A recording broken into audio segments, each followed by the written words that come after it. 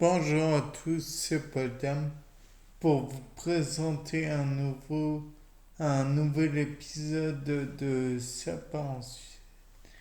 Dans le cas présent, je me suis dit que les bactéries face aux éléments radioactifs étaient assez résistantes comparées au reste des êtres vivants. Bon, on peut avoir des doutes tout de même, puisque la stérilisation d'un milieu par la radioactivité est tout de même assez efficace.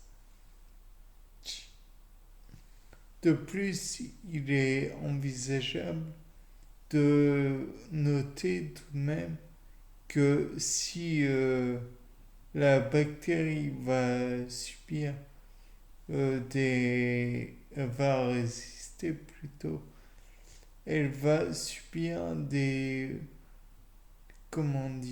modifications de son génome, puisqu'il y aura le système SOS qui est en fait une amputation du génome, ni plus ni moins.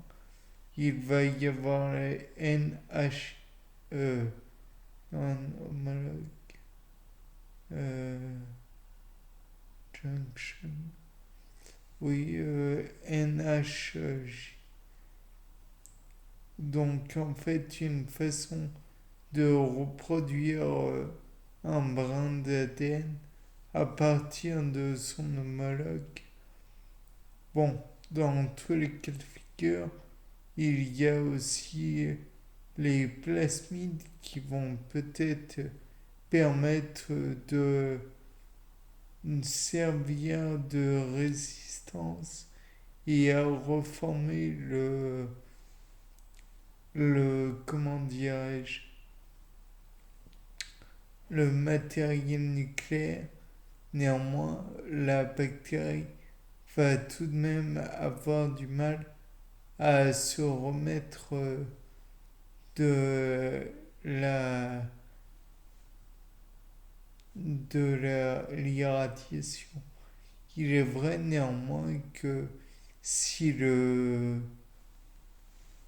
comment dire, l'irradiation est de longue durée, il y aura donc plus de bactéries qui sont irradiées et donc par voie de conséquence, j'imagine, il y aura plus de bactéries qui vont mourir et donc le lieu sera plus stérilisé.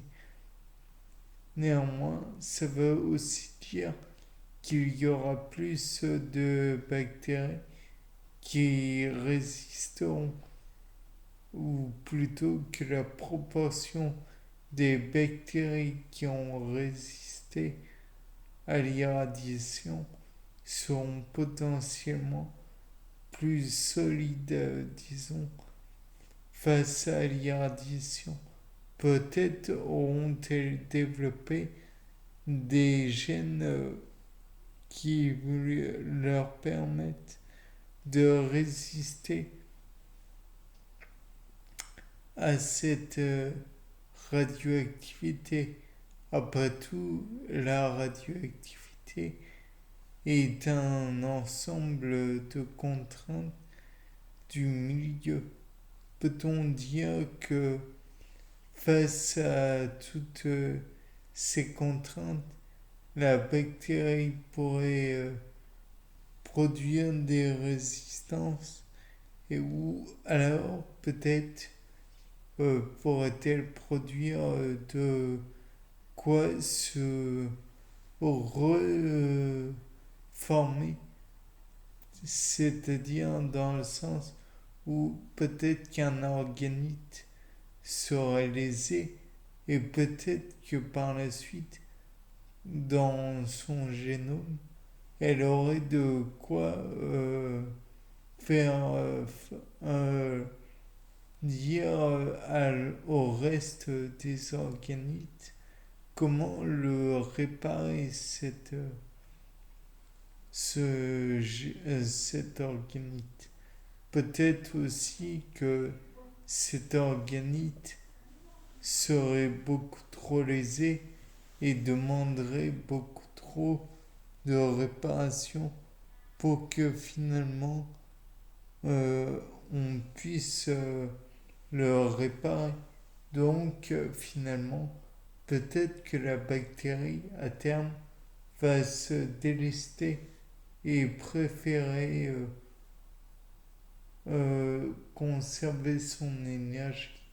Ou alors, peut-être va-t-elle détruire le restant de cet organite et en récupérer l'énergie éventuelle que cela pourrait lui fournir plutôt.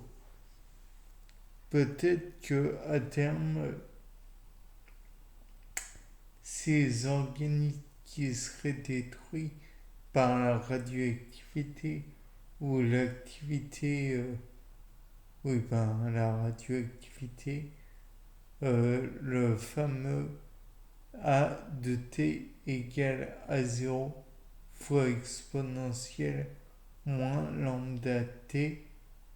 Je vous rappelle que la courbe de l'activité va de pair avec le nombre de noyaux radioactifs et que celui-ci est de plus en plus et de moins en moins important puisque c'est une courbe de désintégration radioactive, une courbe exponentielle, donc n de t étant le nombre de noyaux à l'instant t et n de t égale n0 fois exponentielle moins lambda t.